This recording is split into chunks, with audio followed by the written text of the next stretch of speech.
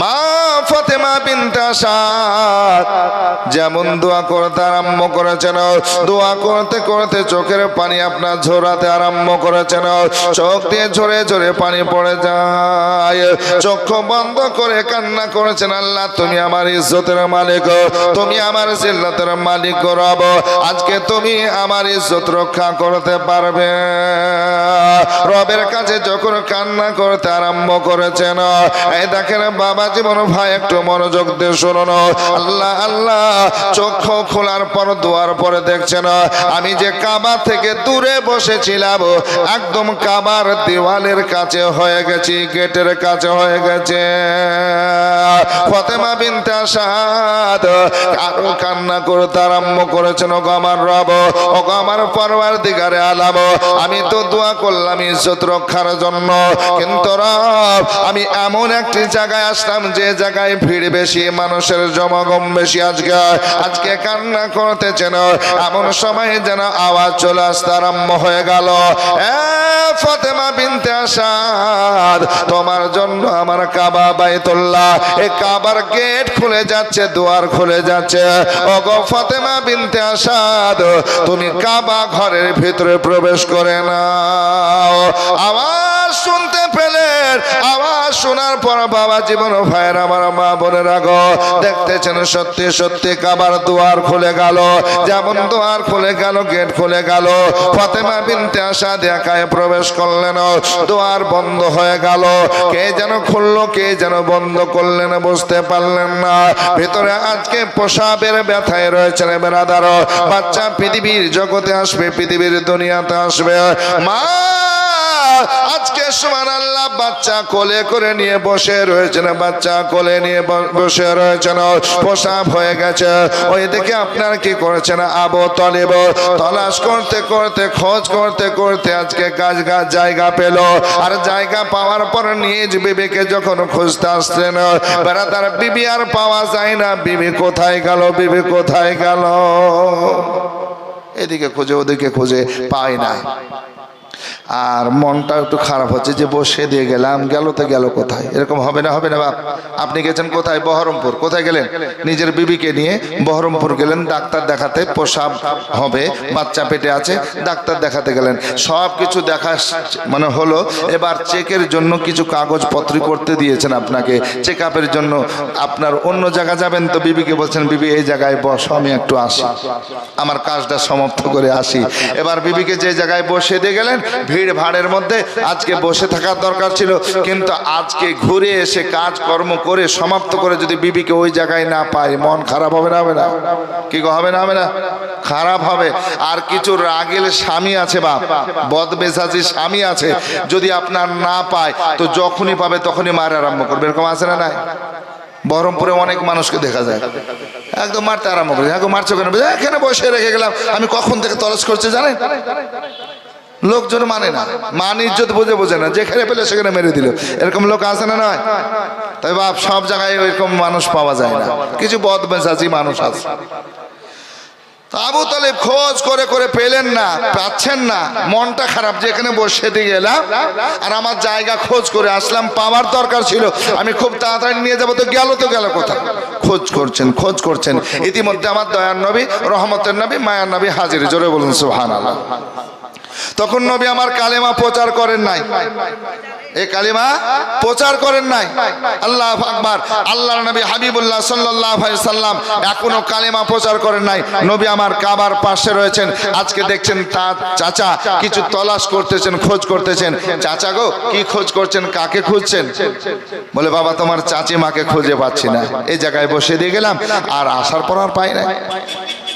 আসুন বেরাদার, দয়ার নবী, মায়ার নবী সাল্লাল্লাহু তাআলা আলাইহি ওয়াসাল্লাম মুচকে এসে বলছেন চাচা চাচি মাকে খুঁজতে হচ্ছেন? বলে হ্যাঁ। বলে চাচা গো আমার সঙ্গে আপনি আসুন।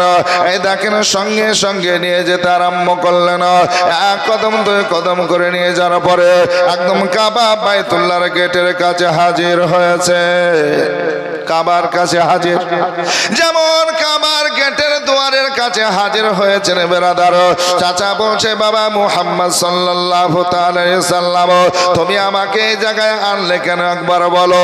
এই জায়গায় এত ভিড়ের মধ্যে তোমার চাচিমা আসবে না, আর একদম কাবার পাশে খোঁজ করতে করতে আসলে এখানে কেমনে পাবো? নবী আমার চাচাকে বলছেন, চাচা গো আপনি আমার সঙ্গে থাকুন, সঙ্গে আছেন। আল্লাহ আল্লাহ বিসমিল্লাহ বলে দুয়ার খুললেন, ভিতরে প্রবেশ করলেন। চাচা আপনিও ভিতরে আসুন। কাবার ভিতরে চলে গেলেন। কাবার ভিতরে যাওয়ার পর সুন্দরভাবে দেখতেছেন চাচিমা যেন বসে রয়েছেন, বাচ্চা কোলে করে নিয়ে আছেন। আজকে চাচা আবু তালেব তিনিও দেখতেছেন। কিন্তু বাবা জীবনেরা আমার মা বোনেরা গো, আজকে ফাতেমা বিনতে আসাদ বাচ্চা পেয়েছেন, খুশি করার দরকার ছিল, আজকে মুখে হাসি থাকার দরকার ছিল, কিন্তু বাচ্চা নিয়ে মা যেন চোখের পানি ছেড়ে কান্না করতেছে। আল্লাহর নবী মায়ার নবী সাল্লাল্লাহু আলাইহি সাল্লাম বলছেন, চাচিমা কান্না করেছে কেন মা? একবার বলো রে বলো। আমার গর্ভধারিণী মা আমিনা ইন্তেকালের পরে গো মা, আমি তোমাকে মা বলে মেনে নিয়েছি। আমার জননী মা হারার পরে আমি আপনাকে মা বলেছি, অতএব মা তুমি কাঁদবে কেন? তোমার চোখে পানি কেন? একবার বলো। নবী মুস্তাফা যখন এভাবে চাচিমাকে মা মা করে ডাকতে আরম্ভ করেছেন, আজকে চাচিমা বলছেন বাবা কাঁদবো না তো কি করবো বলো বলো। আমার আল্লাহ ইজ্জত সম্মান দিয়েছেন, মানুষের ভিড় থেকে ইজ্জত দিয়ে দান করে আজকে কাবার ভিতরে বাচ্চার জন্ম দিয়েছেন। এত সুন্দর বাচ্চা যখন আজকে পেয়েছি কোলে তখনও খুশি করছিলাম রে বাবা, আমার ছেলে কত দেখতে ভালো, গঠন ভালো, হাত পা গুলো দেখো, আজকে কান দেখো, নাক দেখো, আজকে চেহারা দেখো কত সুন্দর।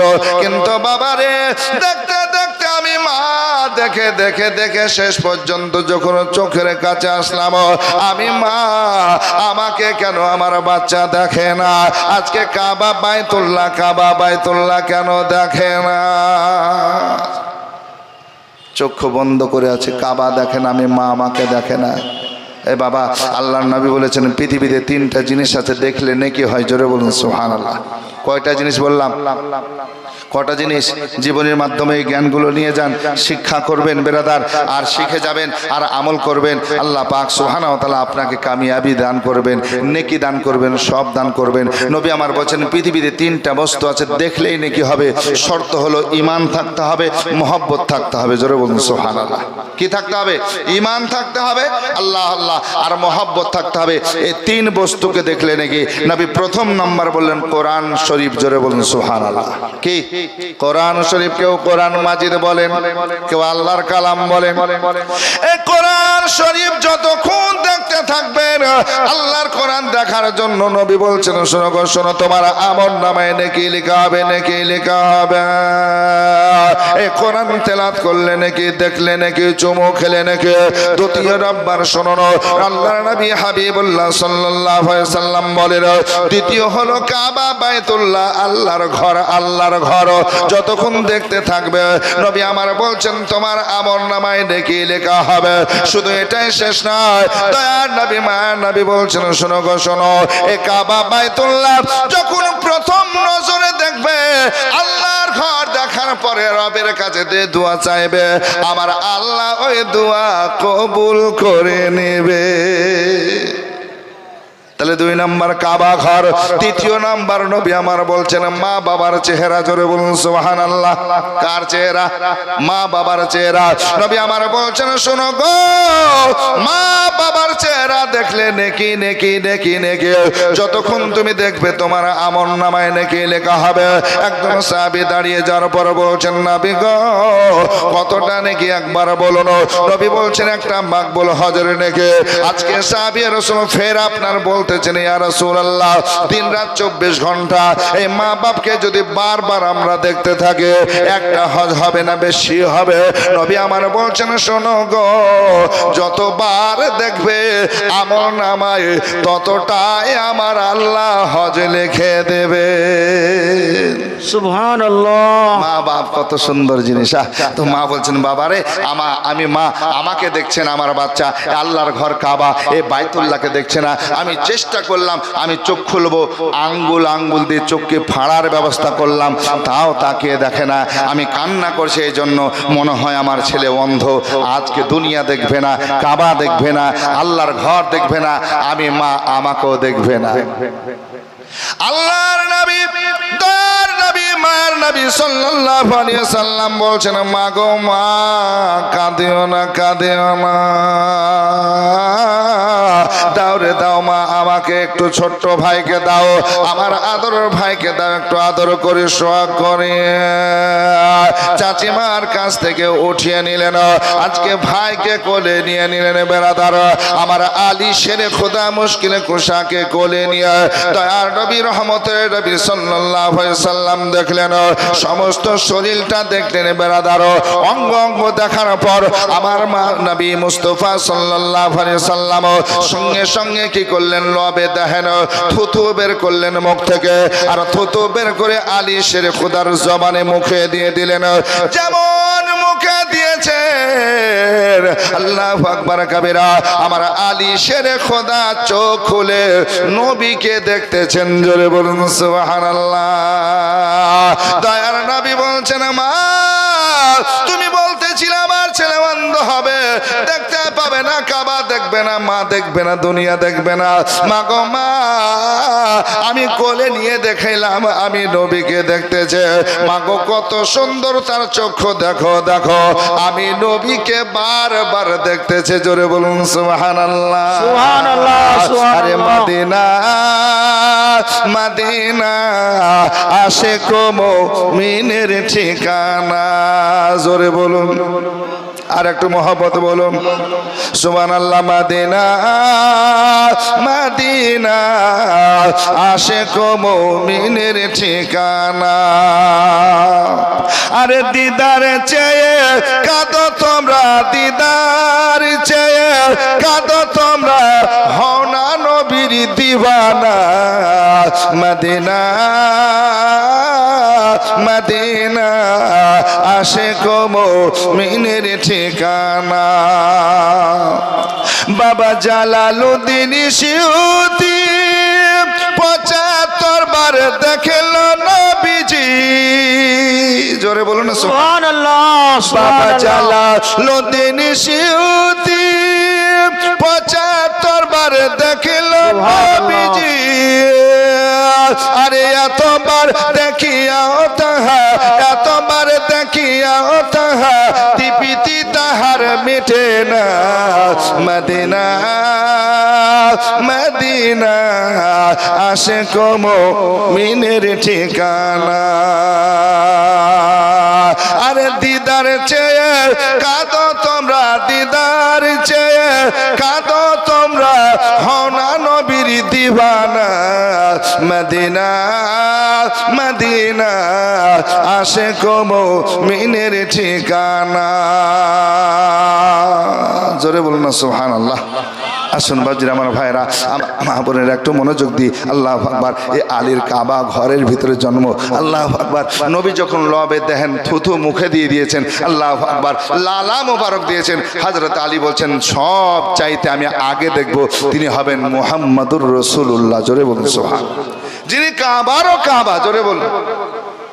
তো হযরত আলী শেরে খোদা মুশকিলে কুশা হায়দার কাররার জন্ম হয়েছে কাবার ভিতরে। আল্লাহ কত শান দিয়েছেন, কত মান দিয়েছেন, কত ইজ্জত দান করেছেন। জোরে বলুন সুবহানাল্লাহ। আসুন বাপজিরা আমার ভাইয়েরা, একটা ঘটনা জননী মা সম্পর্কে বলে একদম চলে যাব বিবাহর দিকে। আল্লাহু আকবার কাবীরা। মা ফাতেমা তাইয়্যিবা তাহিরা আবেদা জাহিদা। এ মা বোন যারা আছেন একটু মনোযোগ দিয়ে শুনুন। এ মা ফাতেমা সব সময় পর্দানাশী হয়ে থাকতেন। জোরে বলুন। নিজের চেহারা নিজের শরীর সব সময় ঢেকে থাকতেন। আল্লাহু আকবার। এ ফাতেমা তাইয়্যিবা তাহিরা রাদিয়াল্লাহু তাআলা আনহা আজকে সব সময় যে পর্দার মধ্যে থাকতেন, বোরখার মধ্যে থাকতেন। আল্লাহু আকবার। এই জন্য অনেক ইহুদি রমণীরা আসার পর মজাক করত। আর মজা করতে করতে করতে করতে একদিন হাজির হয়ে গেছে নবী মুস্তাফার কাছে। কিছু রমণী আসার পর বলছেন, ইয়া রাসূলুল্লাহ, আমরা যদিও মুসলমান না, তারপরও তো একটা সম্পর্ক আছে, রিশতেদারি আছে, আত্মীয় স্বজনতা আছে। তাই হুজুর একটু বলতেছিলাম, আমাদের বাড়িতে কালকে বিয়ে, এই বিয়ে অনুষ্ঠানে ফাতেমা তাইয়্যিবা তাহিরাকে আমরা নিয়ে যাব। হুজুর, এই ফাতেমাকে যাওয়ার একটু অনুমতি দেন, আমরা জিয়াফত করছি, কবুল করতে বলুন। জোরে বলুন না সুবহানাল্লাহ। তাদের উদ্দেশ্য কি ছিল? ফাতেমা রাদিয়াল্লাহু তাআলা আনহা যে পোশাক পরিধান করে, এই পোশাক খুব দামি পোশাক না, খুব নতুন না, আজকে কোনো জায়গায় সেলাই, কোন জায়গায় পটি লাগানো, ইত্যাদি ইত্যাদি ইত্যাদি।